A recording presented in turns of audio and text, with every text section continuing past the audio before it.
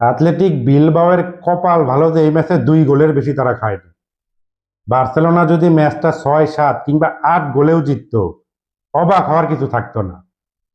গোটা ম্যাচে কি দুর্দান্তই না খেললো বার্সেলোনা, আক্রমণের জোয়ারে রীতিমতো ভাসিয়ে দিল বিলবাওকে।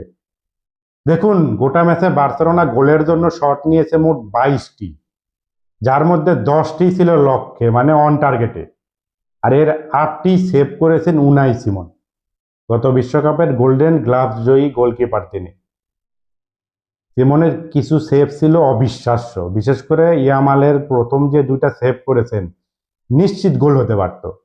এছাড়া আরো কিছু সেভ করেছেন যেগুলো ছিল অসাধারণ।